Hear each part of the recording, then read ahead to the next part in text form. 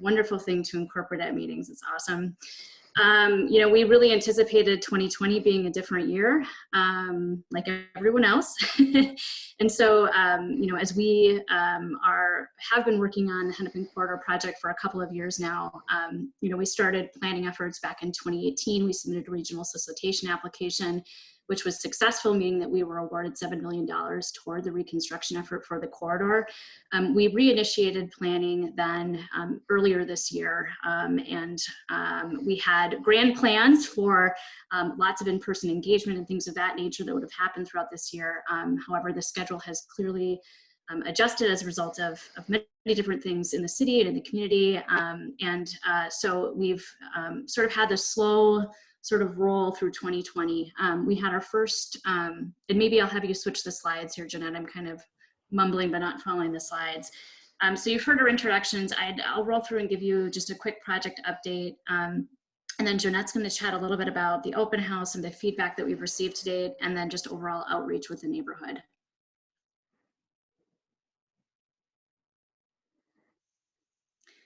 So just a recap of the project. So when we started planning for this corridor, for the regional solicitation, so awarding that $7 million for federal funding, which that grant application was approved.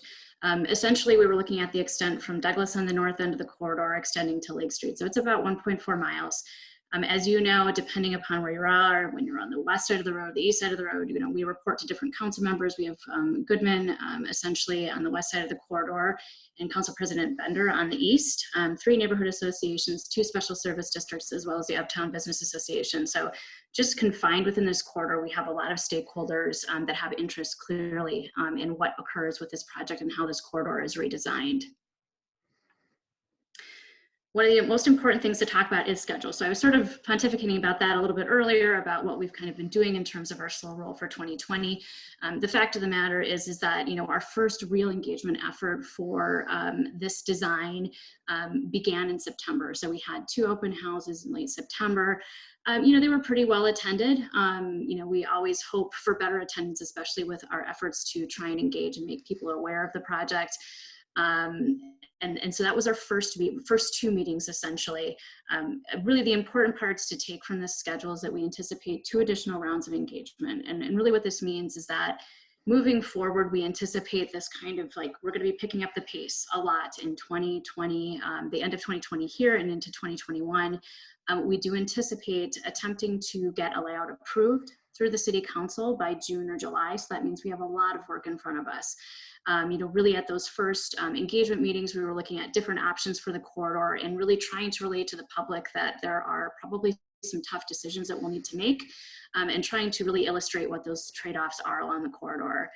I'll kind of skip over the fact that, you know, utility coordination, all those types of preliminary planning and engineering, of course, are occurring right now. We anticipate having property owner stakeholder engagement all the way throughout construction of the project.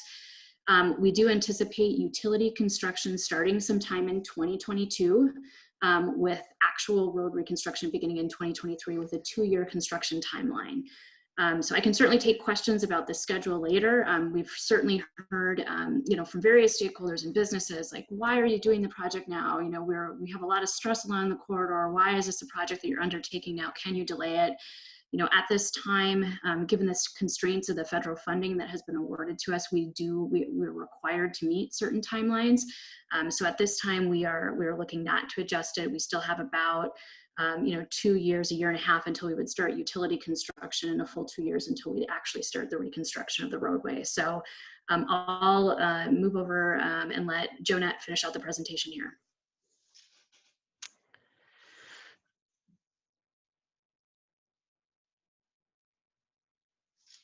Okay, so as Becca mentioned, we did have our first virtual open house. It was at the end of September. There were a number of materials that were involved with that. There was a presentation video, which is on the website, on the city's website now. You can, you know, view that if you did not attend the open house.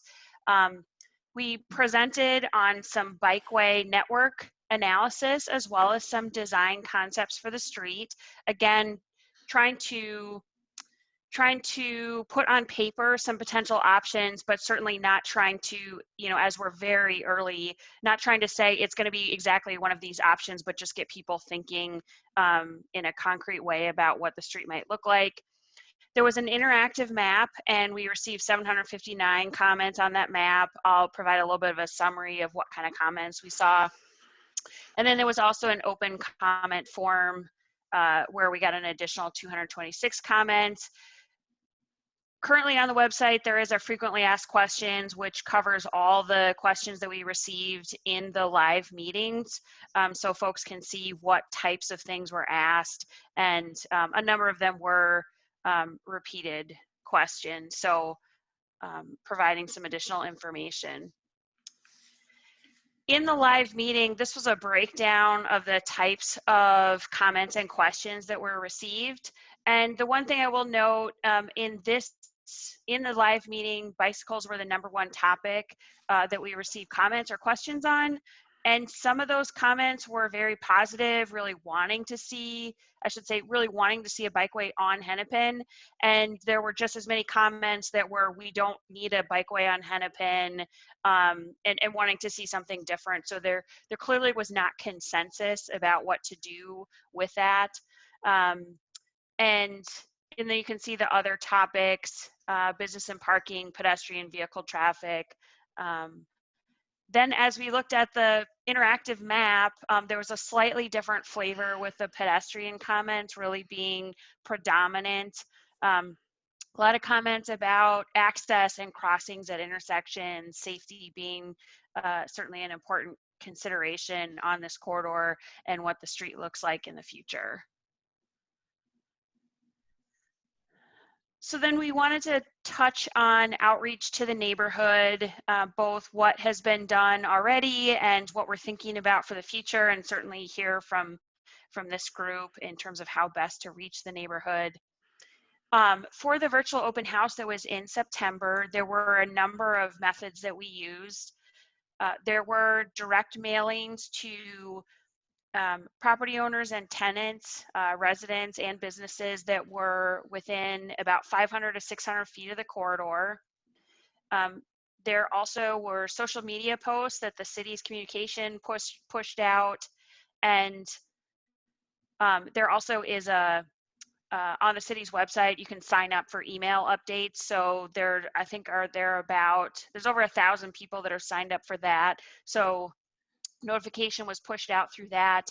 And then you may have seen we actually had sort of yard sign type notices of the open house that were attached to light poles up and down the corridor. There's actually about 60 signs that were posted to try to capture people that maybe drive through the corridor or take transit or work in the corridor and weren't going to maybe be reached through other ways. So those are some of the methods that we used for that first round of engagement.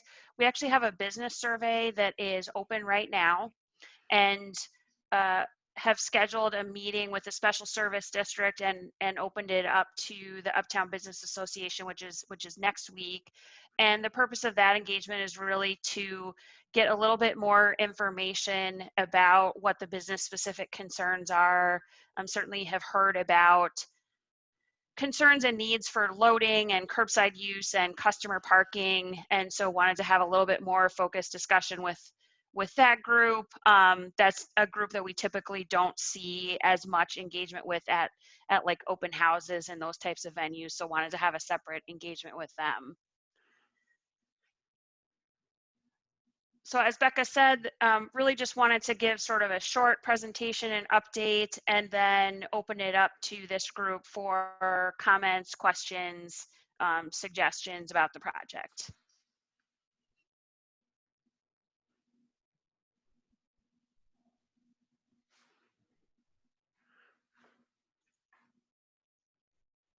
Thanks, Jeanette. So have you started to develop any potential solutions, concepts that we should be responding to at this point? Or is it still, we're still in the no parameters, tell us what you need situation?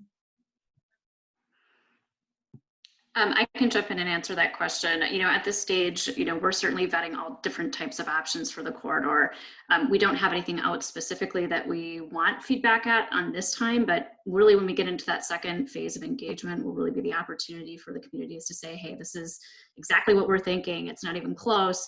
I think, one thing that we've been realistic about during this process is that it's the views on the corridor are very, very polarized, right? So we're hearing a lot from the business community about parking and loading and those types of needs that are necessary for businesses to survive, especially those that don't have dedicated off-street parking or loading. So definitely that's a consideration. We've heard that there are concerns about integration of a bikeway and what that means. Some people are really excited about the ideas that we're going to be following as a result of our adopted transportation action plan and looking at a reduced cross section for the road. How are we prioritizing transit? Really what we've done over the course of the past couple of years by implementing those bus lanes was to learn, do we need bus lanes dedicated 24 hours a day? Should we have splits at 12 hours? Is it adequate for PM and AM peak? Do we need that dynamic type of lane along the corridor? And right now the viewpoints are really varied. So we're definitely in the information gathering stage. There's definitely, as we've articulated, at least in the initial open houses, we have really strong policies at the city, and that's really sort of where we're starting and guiding our work and allowing feedback to sort of infiltrate into those policy decisions that have recently been adopted by the city. So it's a complex corridor. Sometimes I wish we had the 20 additional feet that Hennepin in downtown has, to be able to accommodate everything as adequately and beautifully as we'd like. As we have taken a deeper dive into this corridor, there's no question that there will be some trade-offs, and it's going to be a difficult decision moving forward, given the fact that we know that all stakeholders clearly are not going to agree.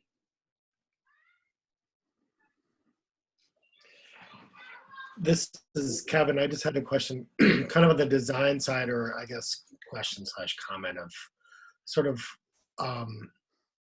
giving you feedback to sort of push the envelope from the design perspective to sort of bring in alternatives that could potentially, that aren't sort of our traditional, that this is sort of one of our signature streets. This is one of our kind of key corridors, and to reimagine sort of what that corridor looks like for the next 50 years and use this as an opportunity to sort of pilot and test ideas that maybe aren't mainstream yet, but to sort of really explore what could be possible and what a all-user street looks like beyond the context that we traditionally think of an all-user street, which is sort of, here's your segregated use, but bringing all users into a sort of a shared space that slows things down and allows for that to sort of occur naturally. So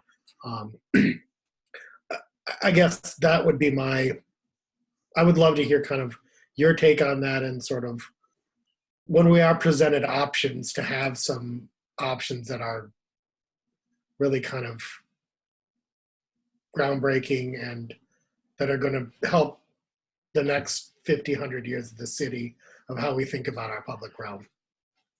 Yeah, that's a great comment. I'll jump in, and then Jonette, feel free to jump in as well.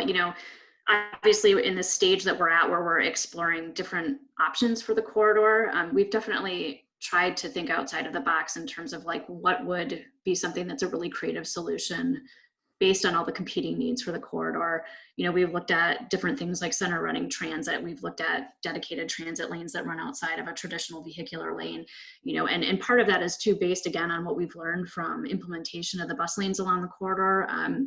One thing that we've had an issue with has been enforcement. And, I know enforcement is a difficult word just generally as it relates to transportation planning, but we had a lot of parking violations, especially in the PM peak, in which city enforcement had to go out. We had to deal with tow trucks. And in the meantime, those lanes aren't working as they should, right? It's not it's not giving the transit advantage to the actual bus because the bus can't operate in the transit lane. So we've definitely been trying to take what we've learned from that to come up with a creative design. I will say that it definitely continues to be a challenge. We've looked at many different options.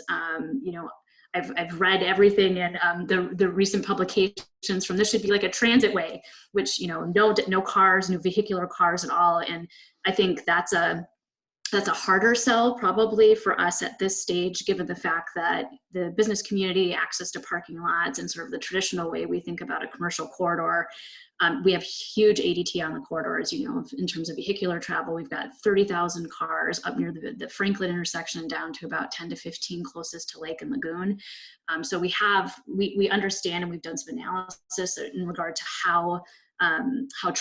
what the intent of trips are along the corridor, and many of them are through trips, right? And so that's why the volumes are so high, because people are actually trying to get to destinations west of the city or cutting across and east. And I'm kind of blabbing now, but 35W and transit access has also sort of impacted travel patterns in this general vicinity. So it's interesting. It's sort of a melting pot of all of these different things. And as we move forward, there's no question that your suggestion about how do we think about things differently and more creatively is definitely something that is on our minds as we continue to look at different cross sections that could be applied to the corridor.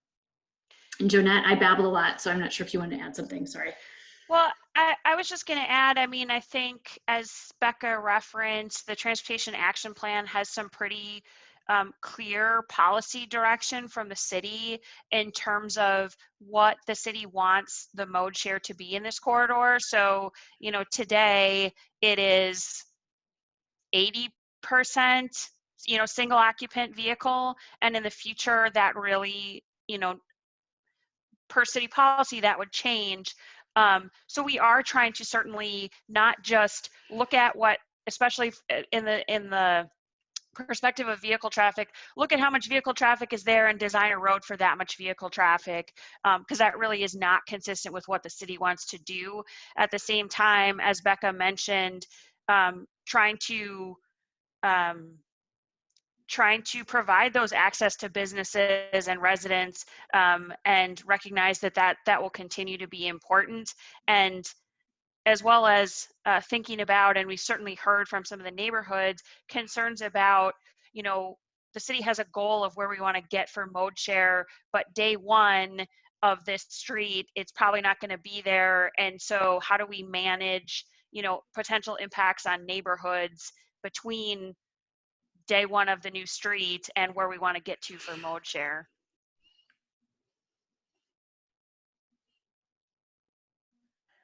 I have a couple of high-level questions. Well, first, we have just completed a neighborhood development vision for the wedge that we should share with you. We have some goals around the neighborhood that I think, Kevin has kind of hit on one of them, and that's transportation innovations. It's always, as with everything, it's a work in progress. So we'll share it with you, but it's good to have. My high level questions are this: what is the relationship between this project and the work that's already been done on Lake Street? The work that's already been done on Hennepin between Lake Street and 38, 36? Yeah, that's a great question. It's certainly a question that's come up a lot, and more specifically, it's come up relative to the activity plaque, or what's known as the activity block from Lake to 31st. And one thing that, Jonette and I have been clear about throughout this process is that we recognize and acknowledge that there are operational issues on that block specifically. We've heard lots of complaints from businesses. We've heard lots of complaints from consumers who wanted to, I guess I would say in past tense now, but go into the Apple store and they needed something to pick up quickly, that weren't using Translate or cycling and didn't want to park in parking ramps. So we've definitely heard that. I can tell you that Public Works, generally speaking, will be looking to make some temporary changes next spring to that block, which will be piloted. How our project intersects with that project is a big point of discussion right now, because there's no question that when we do this reconstruction effort, we have to touch all four corners of that intersection, right? So we will be redesigning that Lake Street intersection entirely. We also have other projects happening, right? So Metro Transit has the B line that's coming, the BRT on Lake Street. We're working with them right now on integration of E-line transit stops and how we can help with the transit advantages specifically along Hennepin. So we've got these BRT intersection routes. And we also know that that first block isn't working, and there's probably something that we're going to have to change there that will help the dynamic moving north. We're certainly not using that as a template for what we're trying to achieve north of Lake Street. I don't think that's going to, yeah, we heard a lot about that. And so we do want to be straightforward with the fact that we acknowledge the operational issues. We know things have to change, and what the long-term solution is really will depend upon how effective these temporary treatments are that we'll be deploying in the spring. Yeah.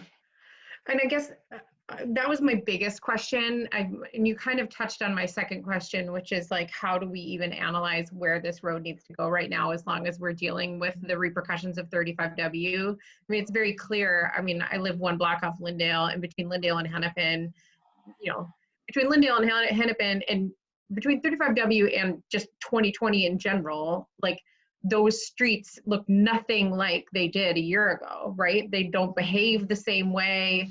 And so one, it's hard to look at them right now and understand what we should do, but also we don't know what after 2020 looks like, right? Like, our uptown is just dying. Like, the business sector there is just struggling so much. And I mean, I'm not an urban designer, I'm an urban planner, but I can only assume that the future of that area is going to be different by nature of where we're at right now.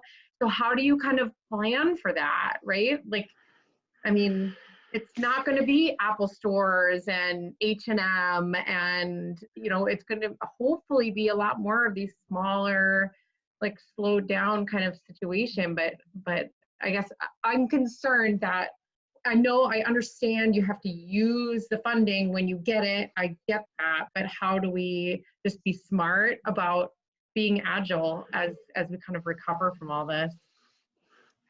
Yeah, and I would say, to your point about, you know, the streets and how people are using them looks different today than it did even a year ago. I mean, thankfully, we do have really every day we have better and better data sources. So we do have data from before 35W construction. We have it from a year ago. We have it from today, so that we can try to better understand not only how much traffic is there, but as Becca was mentioning, we have some of these big data sources which use like GPS, like anonymized GPS cell phone data, that help us not only understand how many people are there, you know, driving, on foot, biking, but also where are they coming from, and where are they trying to go to, so that we can understand how that might change as the street looks different, or there are different options. And I mean, certainly, it's a challenging time to try to look forward and predict what is this street going to look like a few years from now. I think from a design perspective, the thing that we really just keep thinking about is, what are designs that give us flexibility, so that as things change, we can adapt to those changes and not be sort of locked into, well, this space can only be used for this one thing, whatever it is, whether it's parking or driving or whatever it is. Right. So that we can adapt as things change. And, you know, we don't know exactly what that's going to be over the coming years. Yeah, thank you. That's a great answer. I honestly don't have anything to add other than Rachel, I think that's like the most difficult question right now with transportation planning, is like, so much has changed in a year, and we don't know what it's going to look like, and whether people will continue to work from home, or how travel patterns, even in the AM and PM peak, you know, and who knows when that will actually change relative to right now, whether that's a year from now, hopefully not. Hopefully I'm in Chile in July, but it's probably pretty optimistic. But yeah, it's definitely a difficult time, and I think the hardest thing is really having conversations with people that are impacted by the design decisions that will be made, right? It's people like you, and it's people like the businesses, and it's really difficult. It's definitely a hard time to be having these conversations, for sure. but also an opportunity, right? Like Absolutely. we could use this. It's not very often that a street project gets to happen before development happens, True. you know? So it's an opportunity to kind of shape what the future of that looks like. So Definitely. any other questions from anybody? Sorry, one more. This is Kevin. Sorry. I was struck by that 41% number on pedestrian safety. Just, I think regardless of what we do with sort of the throughput versus parking versus, I mean, so yeah, any comments you have on that? I think that's, that I was pleased that there was a high number of neighbors who shared my concerns with sort of the game of Frogger that it takes to cross Hennepin at a lot of the intersections. Yeah, and the street today, if you cross from curb to curb, it's no less than 60 feet to cross. And this section of Hennepin is on the city's high injury network. So it's recognized that pedestrian safety and as well as bicycle safety are a significant concern here. And one of the things that we know is it's not really just the number of crashes, but the fact that when, you know, pedestrians on this corridor are involved in crashes, they tend to be more serious injury crashes. And so certainly the things that we can do to make the street appropriately sized for pedestrians, shorten crossings everywhere we can, and really use the design to encourage the types of behaviors we want from vehicle traffic. That those are all things that help to improve traffic safety, as well as I think we touched on looking at things like curb cuts, because those are other conflicts, tend to be lower speed, but still a concern for pedestrians. And Jeanette hates when I do this, but like honestly, one of my biggest objectives on reconstruction projects that I work on is looking at how to consolidate, share, or close curb cuts when not needed. You know, and there'll be some examples along this corridor where we can work with property owners, hopefully that are willing to negotiate with us on location, potential sharing opportunities. You know, there's certainly a segment of this corridor that has a lot of curb cuts, right? So 24th to 26th is an area specifically that I think about a lot, where we could make huge improvements, not just for pedestrian safety, but just even traditional flow of traffic, right? And integration of like the entire system. So I think there's lots of opportunities, as Jonette noted, and we're excited about improving what we think will be the safety of this corridor through this design process. Right. With a lot of trees too, right? Oh yeah, we like trees and green infrastructure. That's a big thing too. Sorry, final question is, how will this, I guess, be synced or complement with the county's plans for Lindale? I know I just got word from the commissioner's office that they're looking at, you know, probably you're ahead, but Lindale's not too far behind. Kind of how you think about those two in concert. Oh goodness. I hadn't heard confirmation on anything specific to Lindale. I've heard a lot about spot improvements and different sort of incremental approaches to improving safety along the corridor, but I haven't heard of anything more extensive than that. There's no doubt that these are the two primary north-south corridors through this segment of the city. There's no question. I can't say anything more specific than that. I mean, obviously, until there's verification from Hennepin County that they're going to invest money in actually redoing the corridor, I don't know what that looks like. I know that the city has certainly worked with the county on integrating different types of ped safety projects, whether that's doing temporary curb extensions and bollard inclusions and things of that nature to help, not just with those turning movements that Jonette was noting on Hennepin that we'll be looking to redesign for, but also shortening the crossing distances as well. So I wish I had more information, but I've heard a lot about sort of like these sort of little sort of projects, but nothing in more of a holistic sense. Yeah.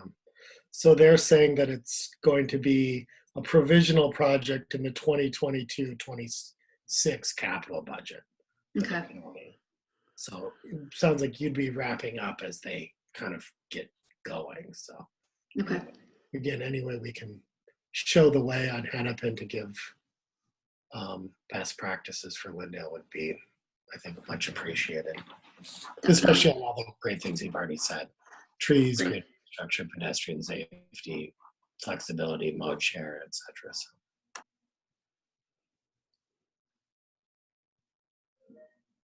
and thank you. Thank you so much for having Yeah, us. thank you. Thanks, Becca. Thanks, Jeanette. Thank you. Yeah, thanks you guys.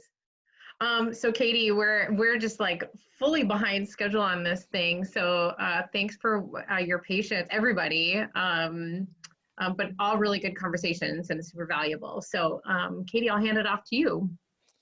Yeah, thanks so much. I'm going to, I don't have a lot of experience sharing on Zoom, so please walk me through it if things aren't displaying properly for everybody. One thing that happens on some teams is when I try to do a presentation, I get like oh, okay, terrific. I like Zoom way better than Teams. This is going great already. I'm very excited. So I think the last time I was with this group, and this is a lousy way to tell time, but I think I was last with this group the Wednesday before George Floyd was murdered. And so I want to say a lot has happened since then, and this group might not remember this project that well, and for good reason. A lot of people's minds have been in other places, and this is meant to be a check-in with a proposed design of where we might go with Franklin between Hennepin and Lyndale. But if I get through the presentation and there's a lot of like background clarifying questions that we might have talked about back in May, please ask those so we can do some more grounding. But I am going to keep this mostly a forward-looking presentation, but I'm happy to talk about any other background information or something that might be usually covered in the introductory work too, if that's where this group would like to spend some time. And of course, Adam's here today too. He's the project engineer. We'll talk about timeline, but Adam will be ultimately involved in helping deliver this project through construction. He has a similar role here on Franklin as he does have on the Hennepin project, which we just talked about.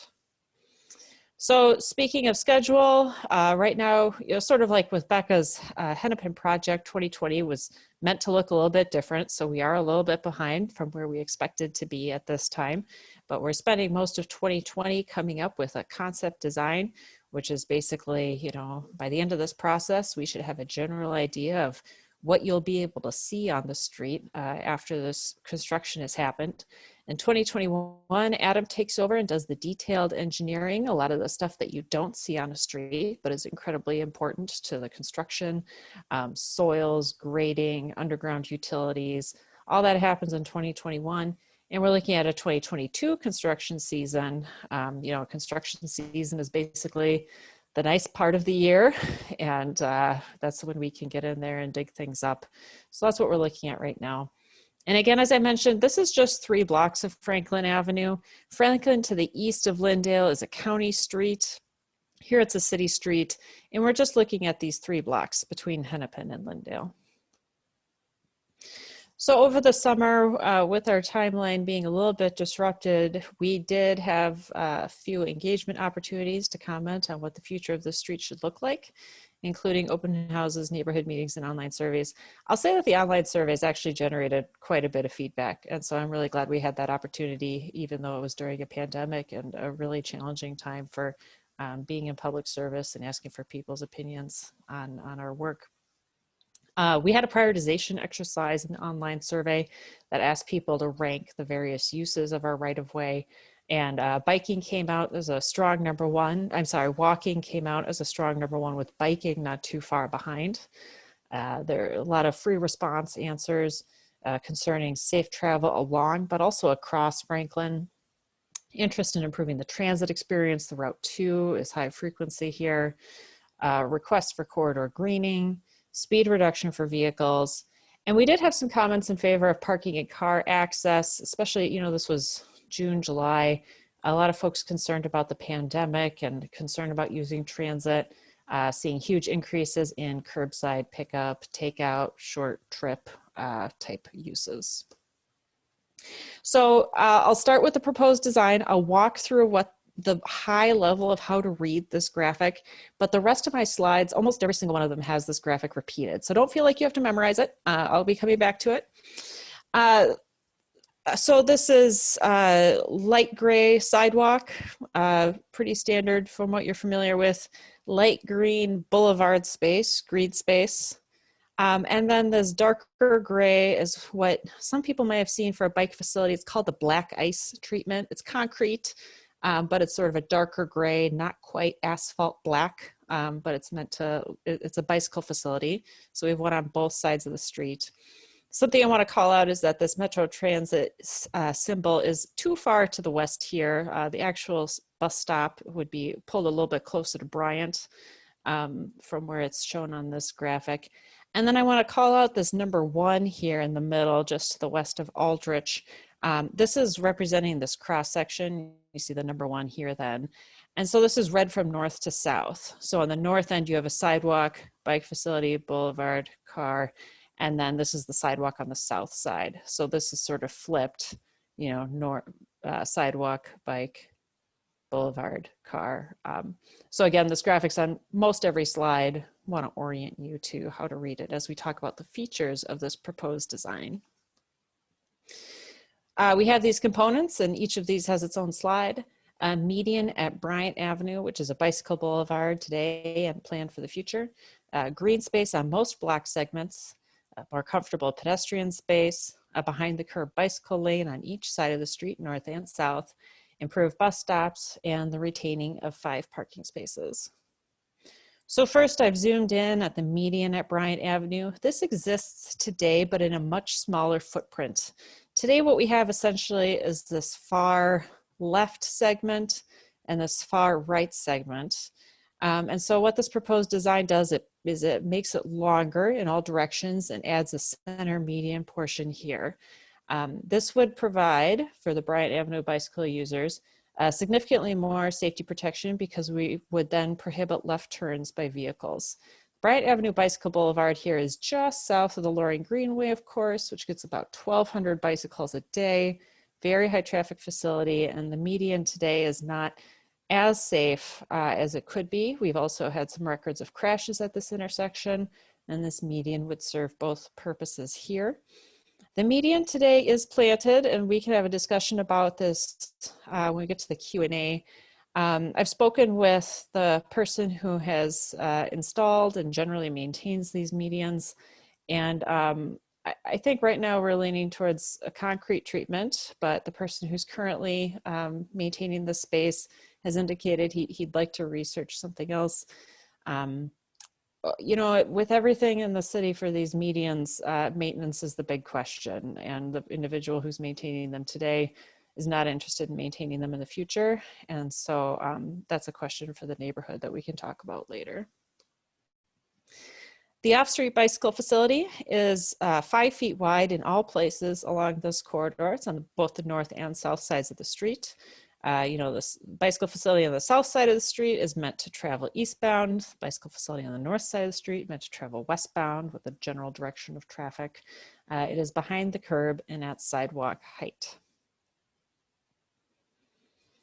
You know, I just should say about this off-street bicycle facility, it's sort of similar to what you see on Washington Avenue downtown, and it's pretty similar to what you see on the brand new Hennepin Avenue downtown that's just sort of been casually reopening the last couple of weeks.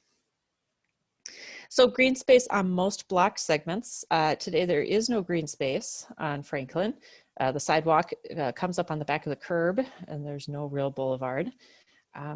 We have at least 3.5 feet of boulevard, I believe, throughout this corridor. Although here where, you know, this number 1 is, where this cross section, we have about 10 feet on the north side, which is substantial. Generally, when we look at planting trees, we see 4 feet as a minimum for a small fruit tree. But I think with a 10-foot boulevard, we have the opportunity, you know, I don't know what species of trees we would look at here, but it wouldn't be small. I mean, we have a real opportunity here to put in some substantial tree plantings potentially. So that's pretty terrific. We're also looking at a more comfortable pedestrian space. The pedestrian realm is almost always 6 feet wide, in some places wider on this proposed design. We're also currently exploring the idea of adding a 1-foot tactile buffer strip between the pedestrian space and the bicycle lane. This is again something that is currently being installed and opened on the new Hennepin Avenue downtown segment. It's not a bright red color like this ink is on the screen. It's sort of more like a brick red color, and then it sort of feels like it's not exactly like a pedestrian ramp with the truncated domes, but it's meant to be a physical difference if you're using a mobility aid. And we're going to see if we can pull that use from Hennepin Avenue downtown onto this segment on Franklin. The pedestrian space here is next to the buildings, not next to the curbs that we have today. Also improved bus stops. Metro Transit is very interested in this corridor because the Route 2 is high frequency, and they've put a lot of effort into it in the last couple of years to make it a more pleasant experience for users. So as I said, this symbol is too close to Hennepin Avenue. It's really going to be a little bit closer to Bryant here. And Metro Transit is looking at adding a standard size shelter at this location. Right now, the shelter is sort of shared along Hennepin Avenue with the 6. And there's just a signpost here on Franklin, and I just want to give it its own shelter for those users. A lot of boardings here, so it's definitely a priority. Over on the Lyndale side, also having a shelter here. But then on the north side, on the northwest corner of Lyndale, this would remain a signpost and a bench that currently exists today. Because this is near the end of the Route 2, very few people sit and wait for a bus at this location. But in general, seeing pretty substantial improvements for a pretty small part of the transit system. And then I want to call out that this proposed design includes retaining 5 parking spaces along the corridor, all of them on the north side. I could have done a better job of calling them out here, but you see this white line here and these 2 white lines on either side of Aldrich here. So this is a parking bay, which would hold 3 cars, pulled them a little bit out of traffic, so it's a little more safe. You know, right now the cars are just in a travel lane and much more exposed. And then there's 2 more here on the east side of Aldrich, one on either side of this existing, it's not really a driveway, but it is a curb cut. Have not had any conversations yet on what restrictions might apply to these parking spaces. You know, right now the parking situation changes very frequently on Franklin. There's weekday daytime, weekday nighttime, weekend restrictions. And so as a result, the parking on Franklin isn't very well used, I think in part because it's a little confusing. Can I park here and for how long? And so that still hasn't been determined, and happy to take feedback on that question here. So that's my speed version of the proposed design. I'm happy to stop now and take questions. I have a partial screen, so I can't call on names or see if people are in the chat or raising hands or something. So I'll rely on Rachel or Paul to manage this. But let me know what questions you guys have. I was kind of wondering about that, the Franklin Bryant intersection. And as someone who has biked along Bryant many times, I've noticed that that's really the biggest pinch point where I'll get stuck for a little while, or even get stuck in the middle of the median waiting for traffic. And so is there any, has there been any talk of solutions for that, like signage, visual cues, signals, or anything like that? My understanding is that the signage, well, as far as visual cues, I think it's going to be, because this median is getting much bigger in all directions, I think that will be a pretty substantial change. It's this width from north to south is, I think, 6 feet wide as compared to today where it's 2.5 feet, I think. And so the car travel will have to, I mean, it still shifts safely, but the cars will have to make a bigger movement to go around the median. And as with any median installation, then there are signs indicating there's a median ahead, you have to move over, and that does some of the work as well. I think one of the benefits to having this facility be 6 feet wide from north to south here vertically is it is then a much more safe place to wait if you must wait, because right now you're just sort of standing in the middle of a four direction intersection. And while there is a median there existing, it does not provide much protection at all. So I think that there are a lot of physical components that will naturally lend themselves to traffic calming and protection at the same time.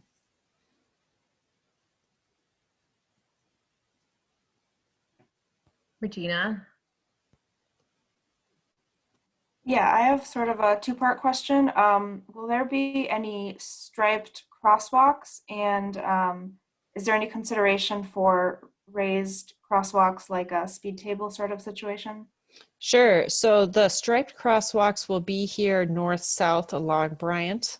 We put those in when there's an enhanced feature along the corridor. So the striped crosswalks will be here.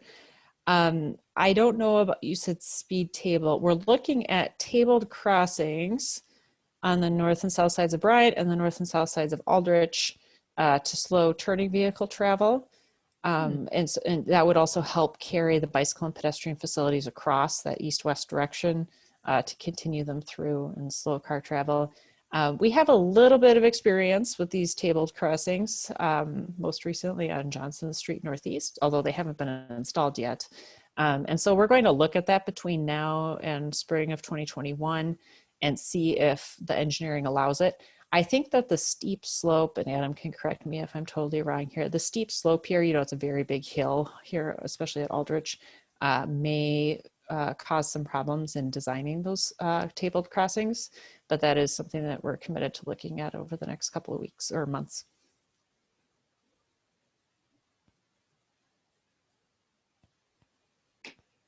Kevin? This looks great, by the way.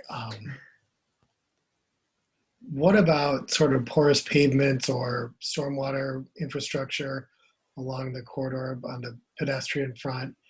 And then follow-up question sort of related to your maintenance concern is, does the city have like a green infrastructure certification program that they can offer the maintenance team to allow them to get extra points or whatever that would help them for professional development? I know some national orgs are offering similar type things as a way to sort of incentivize learning best practices around, maintaining porous pavers, tree beds, etc. So, sorry, two semi-related. Sure. So to answer your first question, one thing we're looking at, I don't know that we're going to have a lot of luck with this from an engineering perspective, but right now, because of this hill going down to Lindale, the concern is that the water just runs super fast down to Lindale. And one of our goals through green infrastructure on this project is going to try to divert some of that water so that it never gets to Lindale. So part of that might involve, and we're in discussions and we hope to have this answer by the spring, cutting small, I don't know what to call them, curb cuts, channels, something in the parking bay space, and I've totally lost my cursor. Here we go. So that the water running down this north side curb would then be diverted into a channel into this 10-foot wide boulevard space. And I think that would be terrific. We've had some really good preliminary conversations. Becca was actually on a project that was just installed this past year where we did something similar in a flat environment. And so I think there's going to be some learning this winter about how you plow those curb cuts. And so that's something we're going to look at over the next couple of months. I don't know about your question about professional development. We have staff, we have at least 2 people on staff, and their entire job description is green infrastructure for projects exactly like this. So I have a staff person from within Public Works who serves on an internal working committee on this project for the reconstruction of Franklin, whose job it is to incorporate green infrastructure and stormwater management principles. When it comes to maintaining this median specifically, I think that it's not a question of training or lack of knowledge on the behalf of our maintenance team, but it is a lack of manpower and staff power and budget power to fulfill it. And so that's why we rely on local entities who are interested and committed to do that work to take it on. Obviously, this would be a beautiful pedestrian corridor with some plantings in this median space. But it's not something right now that the city as a policy takes on proactively, but we are happy to design it into a planting situation if a maintenance agreement, formal, written, legally binding, can be agreed to with another entity. Paul, have we ever done anything like that as LHENA? No, interestingly enough, I believe the folks who care for this median are part of the Lowry Hill Neighborhood Association, technically across Hennepin, but we do not. Well, we should. We could. I was at the environmental committee yesterday talking about this specific thing, and I'm totally blanking on what his name is, but there's an email chain going on with like the Region 1 team about this, and we want to have a conversation about that to see, if we as LHENA can, take the initiative and, get some, plantings in there just to kind of maintain the green space we have. Probably something, some native planting, something that's low maintenance. Yeah, I think that's really important. Katie, the same vision document that I had mentioned to Becca is as if not more important, I think, along this corridor, because this is really one of two major gateways to the wedge. I mean, this is the wedge. Like, this is where it all comes together. So I think that gateway of specifically the Bryant crossing there, as people are coming from downtown into the wedge, and really it's really the bike traffic and pedestrians that take that bike bridge across Lyndale that are actually getting to sort of witness that where Lyndale and Hennepin come together, because the vehicular traffic doesn't really happen back there anymore. So I think it's just a really important part of our neighborhood. And this vision that we're working on puts a lot of emphasis in our responsibility, our environmental responsibilities. And the more this, it's such a small little development, really, the more that it can speak to our goals around that when people arrive at that crossing at Franklin and Bryant. I think like the more successful this neighborhood is going to be in sort of implementing those goals. So we'll make sure that you get that as well. But yeah, I think, Paul, it sounds like we should maybe follow up with the environmental committee to understand sort of how we can help in that. Mm-hmm. Yeah, absolutely. We can do that. And related to the median, Katie, I just had a question about the no left turns. Does the city plan to, I like how this is prioritizing the actual, the bike path there, the bike boulevard.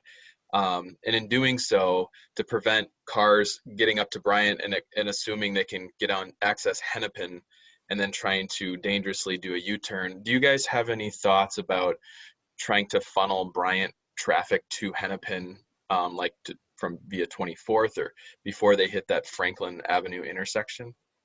Yeah, that's a great question. This came up yesterday when I spoke to the Bicycle Advisory Committee too.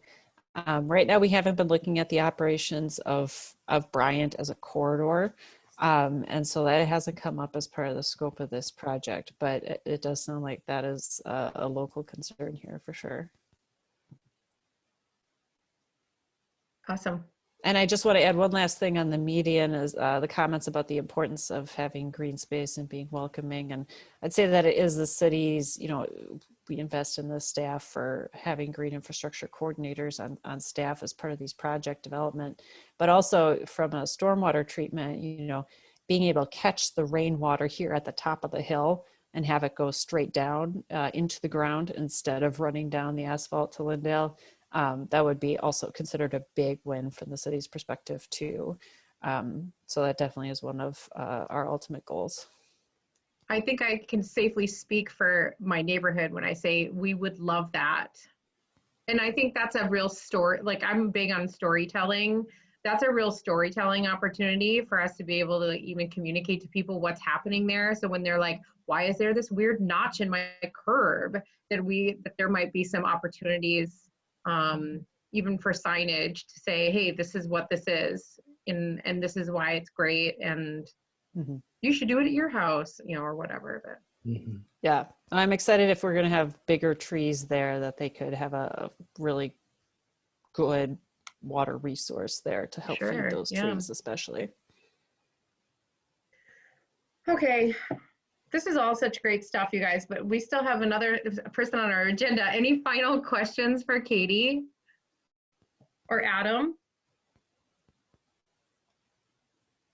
What are the next steps on this, Katie? Just so we know, like, do you need more feedback from us? I think it sounds like we want to follow up with you in terms of our environmental committee and understanding sort of what connections we can build there if you are not already happening. But what else do we need to know about next steps?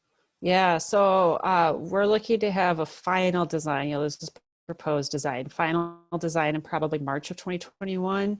Because the feedback so far has been fairly strong and positive about the big components of this project, I don't think a lot of it's going to change in the next couple of months. And so I do think that small things in the scheme of things, like plantings in the median, those are the kinds of things that have the opportunity to change over the next 4 or 5 months. And so if that fits in with your timeline, and let us know if that's unreasonable given what you know about your committee structure or funding structure or whatever, how that works, let us know. But we want this final drawing of what you're seeing today to be pretty well firmed up in 4 or 5 months. And so I will come back one more time at the end of this process, and we'll be incorporating feedback that I've heard tonight and from other committees that I've been presenting to, survey feedback. But that's where we're at right now. Oh, I forgot I did have one general thing. I'm super on board with doing the red zone that divides the pedestrians and the bikes. I know that we're trying to get bikes off the street because that could be dangerous, but bikes and walkers are also very, very dangerous. And with that hill there, I just see weekend warriors just careening down that hill and taking out pedestrians. So the more we can provide a buffer there, the better I feel about that. Yes, going down the hill to Lyndale is definitely, I am a little concerned about, the width of Lyndale and everything. As we've talked about Lyndale in the context of Becca's Hennepin project too, though, Lyndale being a county street and there not being immediate plans, or we don't know what the immediate plans are, or what the future of Lyndale looks like. So this project is not touching the Lyndale intersection because we don't want to make a change in 2022 to Lyndale and then have the county come through a couple of years later and then tear that work up. So that is a concern for sure. Is there any way you could just take over Lyndale? Is there possible? Can we annex Lyndale from the county? Usually what happens... Is that in your scope of work, Katie? Do you do annexations? Usually jurisdictional transfers mean the seller has to reconstruct it to the specifications of the buyer before the buyer will take it. And that is an even steeper. Well, we can dream. Thank you. Thank you, Katie and Adam, again. We're so far behind, Aaron. I have to get over to Aaron before this meeting is over. So if there's more questions, pop them in the chat and we'll keep track of all that as well. So.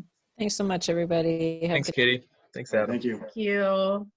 Aaron, I'm so sorry we're so delayed. I hope you got your dinner plugged in there. No worries at all. I lived in the Whittier neighborhood for a while and was involved in the development committee there, and it's always, the proposals that the city brings always take longer and people have good questions, and anyway, so it's not a problem. Thank you. Yeah. How much, when does your meeting end? I just want to be respectful of your time and know, like, you know, how quickly to move through some of this. It ends at 8. We had, and I think we're fine to drop our other agenda items. Paul, you guys okay with that? Yeah, those are things that went out via email anyway. Okay. So people have had a chance to see them. Okay, so you have until 8. Okay. So I'm not planning to take more than 8 minutes or so with the content I have. But it's because I want us to get time to talk, but we'll see how this goes. So, yep, so my name is Erin. I'm a tenant organizer with Homeline, and if you haven't interacted with Homeline before, we're a statewide nonprofit, a tenant advocacy organization. We're also a law firm, so our main service is a hotline, a free hotline, free and confidential, that renters in the state of Minnesota can call for free and confidential legal advice, and we have attorneys and other hotline staff who run that. And then my arm is in tenant organizing, which many of you are probably familiar with, but it means that I get in touch with folks who are organizing in their buildings or neighborhoods against tenant abuses or other renter issues. And that's my line of work. So today I'm gonna attempt to share my screen. Let's see. Great, looks like I can do that. Today I'm here to talk to you about a new policy in front of the city of Minneapolis currently being considered. It's called the Tenant Opportunity to Purchase Act. I'm part of a coalition of housing nonprofits and otherwise interested organizations who are pushing this policy at the city and who are really passionate about its potential impact on renters in the city. It's currently in committee and being reviewed by staff and council members, and we're presenting to neighborhood groups because you all are very important voices and allies within this push that we're making, and you could really make a difference if you are excited about this policy, and I'll talk about how you could support it later on in the presentation. So I'll go right in. What is the tenant? What we're going to go through is, what is this policy? Why is it important? Where is it now in the process? And how could you all support if you'd like? Here, just on the right-hand side, I have a picture of the Sky Without Limits cooperative, which I'm sure many of you are aware of. They recently were successful in purchasing their building from Steve Friends, and they're not one of the first tenant cooperatives in the city. The city has a history of cooperatives, but they're one of the more recent cooperatives, and one that Inquilinos Unidos, or Renters United, has helped get the ground support for. And they're just one example of what we hope to see many of later. So what is TOPA? TOPA policies at their most basic definition is that they allow tenants to purchase their own building where they live when it goes up for sale. So it grants renters the first right of purchase, meaning before anyone else is given the option to purchase, the person who lives there is given that option. And this happens by landlords giving notice to the city and to the tenants, and then there's a specific amount of time in which the tenants can make an offer to purchase that building. The TOPA policy that we are proposing to the city has no size limitation, so that means if you are a renter in a single family home, this also applies to you, and we think that's really important. It's an equity issue, and it's about, you know, making it fair to all renters, no matter what size building you're living in. Some TOPA policies also give rights to affordable housing developers or qualified developers who are not for profit. Some policies will give them kind of a second right of purchase. So if tenants decide not to purchase, but they get in touch with a nonprofit, then that nonprofit has the ability to make an offer before a for-profit developer or landlord would. Oops, 1 second. Okay, there we go. My computer glitched. Okay, so, and why is TOPA important?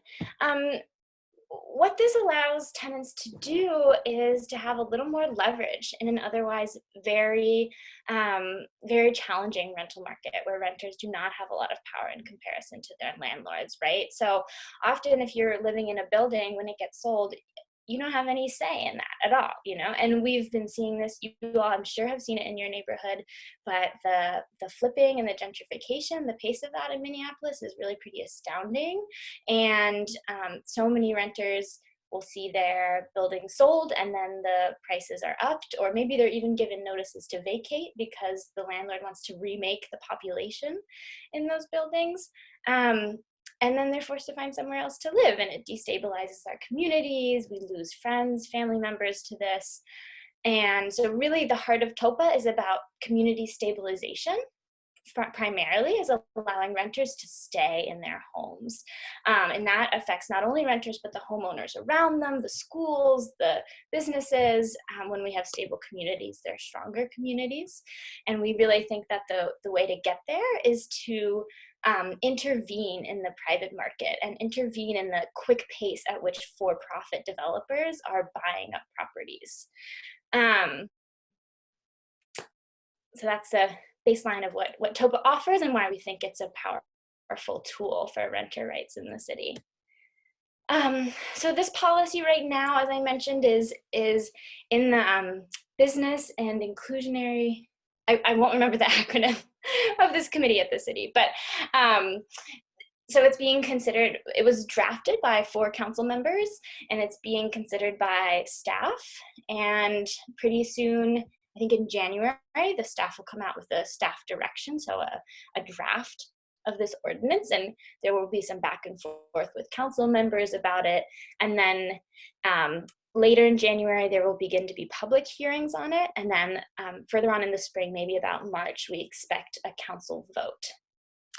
I'll go here. What I have outlined on these 3 bullet points are the different drafts of the policy that are being proposed and considered by the city.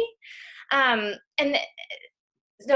I'll tell you why this is important, but we'll just go through them first. So the first option that the city's considering is that the tenants have a right to purchase their building, or they can decide to assign that right to any buyer, right? So what this means is maybe tenants decide, we don't have, we're not maybe in a financial position to buy this building, or even if financial resources do exist, we're not quite ready to take on the large responsibility of then running a building as a cooperative.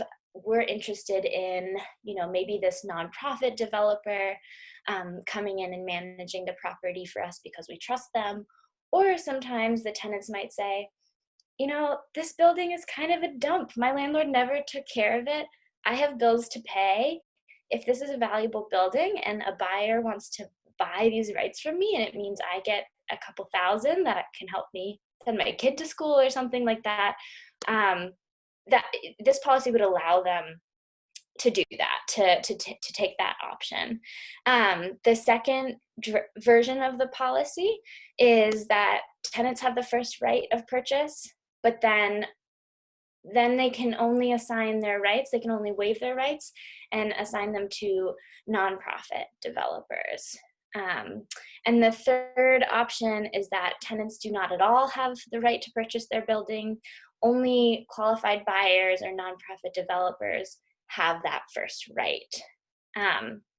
So what's happening right now, unfortunately, actually at the city, is that the staff is really pushing for option 3.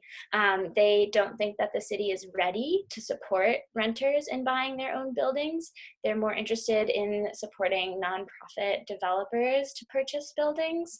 And from our position, the coalition that has really brought this policy to the forefront, that's a complete negation of our goals, really, which was to allow tenants the option to own where they live, fundamentally. And I'll just go to this next slide here. So this what I'm talking about, this kind of, it's it can be a little complicated, but it's really at the heart of this policy, which is the assignability of rights piece. And if you're kind of a policy nerd, maybe you've like thought about this already or have opinions on it, but it's really important because what we're seeing right now at the city is an attempt to take the assignability of rights away from tenants and to just entrust these larger organizations to step in. And unfortunately, we've also seen some of these organizations, some of them are maybe nonprofit, but also don't always have the tenant's best interest in mind, or still raise the rents too high, or at the end of the day, it's not people owning where they live still. So right, at its core, TOPA is a tenant empowerment tool that seeks to address the imbalance between property owners and renters who pay the mortgage of these buildings, essentially. I'll say also that some people who know about TOPA already and have seen it happen in different cities are concerned about for-profit developers coming in and just buying out tenants, essentially going to these buildings where tenants have the first opportunity to purchase and saying, I'll give you quick cash to then take this building and flip it anyway. And as a coalition, our response to that is that's happening already. This policy is not going to make that happen any faster. For-profit developers are already coming in high numbers and quickly scooping up buildings. This policy wouldn't make it easier for them to do it. It'd actually make it difficult because they then have to pay out all the tenants. And so if they're going to do that, tenants might as well get a cut of that. And as of now, tenants get nothing, when for-profit developers do that. So that's just the piece that we're working on. So how could you support if you're interested in? First of all, we're asking neighborhood organizations to sign on to a community recommendations letter, which I sent to Rachel, and you all can look at more specifically. This letter outlines positions on TOPA and specifically deals with that issue of assignability of rights that I was just explaining, and really encourages the city to make good on the intent of this policy, which is to allow renters to buy their houses or buildings. 2, contacting your council members is really helpful to do that directly, to send your own letter, your own personal statements of support if you do support the policy. Thirdly is public education with your neighborhood group or with your neighbors. When this does come up for public vote in the spring, we're going to expect to need another large public push on the council to encourage them to adopt this policy. And that's also number 4 is, being a part of that process later in the spring. So I'm going to stop there. That was a lot of information pretty quickly, and I'm happy to take any questions you might have.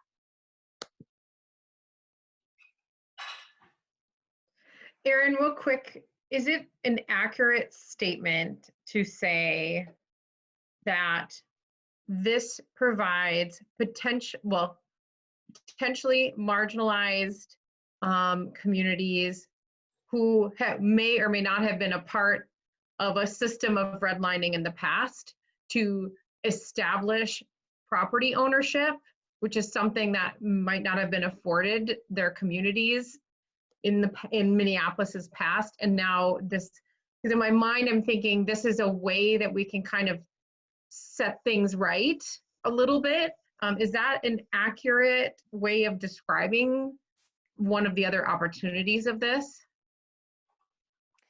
Absolutely. We thank you for raising that. Actually, this is our primary goal with this policy is racial equity. We see it as a racial equity issue. Everyone on this committee, I'm sure, is well aware of who has and has not had the ability to purchase property in the city because of specific racist federal, state, and city policies. And of course, the renters who are most often displaced from the city through this process of flipping are Black and Brown and communities of color and communities without wealth. Also renters who are on fixed income, who are elderly, really, who are disabled. it's a policy that we really see as an opportunity, right, to begin to level the playing field and to put wealth back into these communities that are dispossessed of them so often. Thank you. That's really important, I think, to a lot of us, and I just want to make sure that that I understand it. Yeah, absolutely. Thank you. Hey, Aaron, my name's Kevin. Thanks for being here. And you may have covered this, but I had a little person come in and talk to me for a second. So how many other cities have passed similar policies, and what have been some of the lessons learned from other places around the country? That's a great question. So I don't know the exact number off of my top of my head, but I know that the most popular and successful version of this policy is in Washington, D.C., and it's also the longest standing one. They started one in the 80s, actually, and they have definitely seen successes and challenges with it, but it has led to the creation of really an impressive number of tenant-owned buildings in DC, and been one of the only tools they've had to kind of ebb the intense gentrification they've seen there. I'll put an article in the chat just now that I read. It came out just this week, and it's on Shelter Force magazine, if any of you read that. It's in Housing and Development magazine, and it's lessons from 20 years of this policy, and the author goes through kind of the challenges and successes of it pretty thoroughly. So if you all are interested, you could read more there. And I'll say, I think I agree with many points that this author raises, but I think also our coalition diverges from her slightly in some. So, isn't it safe to say that New York City must have some version of this, right? So New York City, let me see. I think that, I mean, people are always talking about their co-ops. That's the only reason I said it. Yeah. They've definitely had a history of rent control and rent stabilized housing, which we know well. And there certainly are a number of co-ops. I'm not familiar with the exact TOPA policy that they might have there.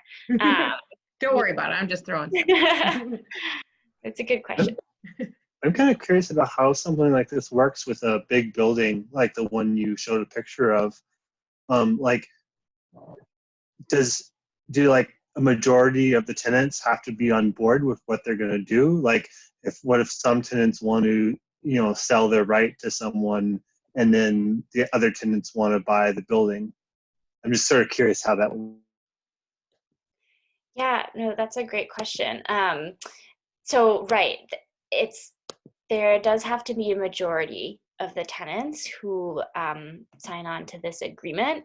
So there might be cases when people in the building want to go different ways, but there is a threshold that tenants will have to reach to assert their right to buy the building. I'm not sure what threshold we have it exactly at, but I think it's something like 60%. But yeah, certainly, I mean, people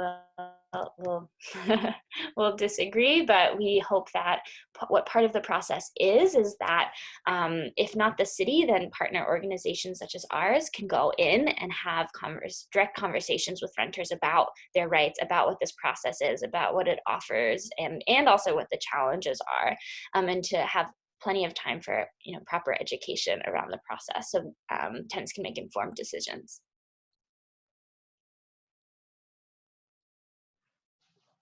I think that in light of the COVID crisis, this is random, but I think relevant. It's always something we're talking about in my household with all of my aging parents.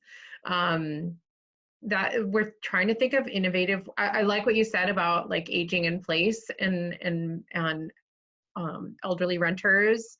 That we're trying to think of innovative ways to cohabitate our multiple aging parents and aunties and all these things so that we can share the healthcare costs in one space without putting them into, institutions where we are seeing, issues right now. And I think this is a really nice way into a system like that. So just another way to think about it. So thanks for bringing that up as well. Absolutely. Yeah. Any other questions for Erin? We're bumping right up against 8 o'clock here. I was going to ask about land banking and how that might play in conjunction with it too, but that may be longer than a 2-minute conversation. Yeah, I don't think I have a complete answer to that, but I will say that the land bank is an important partner in this process and in this policy. They've been an active supporter of it, and they're certainly interested in adding the cooperatives to the land bank and to support that, to support the cooperatives with that infrastructure that they have access to. I think for them, for the land bank specifically, it's about capacity and how many projects they can take on and support. But certainly, I think that this policy is in the spirit of the land bank, at a minimum, and it's the idea of gradually processing, moving as much housing from the private market of speculation of to the highest bidder wins to being a public good and publicly owned and ran and operated. Yeah. Thanks. Mm-hmm. Hey, Erin, just one real quick question. Do you know if the policy that the city is considering is including certain types of certain types of housing as exempt from this policy? Great question. Yes, I think so. I just sent this community partners letter to you all in the chat. It's what we're asking neighborhood organizations to sign on to if they agree. And it has a little bit of that outlined in it. I'm trying to find let's see, make sure they have it here. But there are a couple different things, right, exemptions that the city is considering. One is about the size. So when I spoke earlier in the presentation about it being important that any renter, no matter if they live in a single family or multi-unit building, has access to this, is an important equity issue to the coalition, especially our partners in North Minneapolis. There are a lot of single family Black renters who, live in small homes in North Minneapolis and are renters, and if given the opportunity to purchase and the financing, would be able to own their own home. But I believe the current version that the city is interested in excludes units, buildings that are fewer than 4 units, I think. What? Mm-hmm. They've been suggesting that, unfortunately. And what I think it is, right, is the landlord lobby is quite strong, and there are a number of kind of these smaller level landlords who rent single family homes, who I think the city is worried about, alienating too much is my initial read. But actually the policy that we encourage is if you're just one person and you have one property that you rent, you actually won't, this policy would not affect you. It's when you sign on to the state as an LLC, meaning you have more like infrastructure and funding behind you, and you usually have more than one property. That's when when it really becomes like a profit, a business model for you, that's when this would kick in. Thanks, Erin. I have one quick question to follow up on that. Are there any considerations for financial assistance that's running in parallel with this? Mm-hmm. Yeah, that's a great question. I mean, that's really the $1 million question, and is where are the tenants going to get this money? And I'll say we don't have all the answers yet, but we believe the city has access to, and certainly the state has access to, plenty of money, and through bonding and other various means that if there was the political will, they could fully put behind this. But in order to advocate for that, we need the policy first, is our current opinion.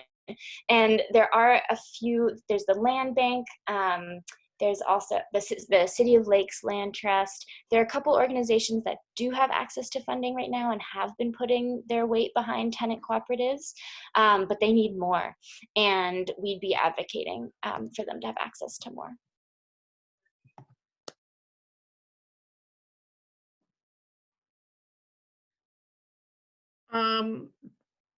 So I think we have an understanding of what the next steps are. You've told us about the timeline. I think next steps for this committee are we all need to have a conversation about how we want, if we send a letter representing LHENA, we all need to kind of agree on that. So we need an opportunity to discuss that. But if we wait until the next meeting, that's January, that's still enough time for you, right? Because, well, January is when, hold on, I'm going back to my notes. How soon do you need that letter of support from the neighborhood? I'll just ask it that way. That's a good question. Our general timeline that we're asking is before the end of the year. Okay. But we've been seeing this process has continually been pushed back. And so if it's into January, that'll be no problem. It'll be just as useful. Okay, all right. And perhaps what I could also do is, there's so few people on this call right now too, that I could also follow up with all of you via email. That letter, the letter that she's referring to, that Erin's referring to, I did send out and with the invite to this meeting. So if you want to take a look at it, we could maybe just do kind of a informal vote via email as well.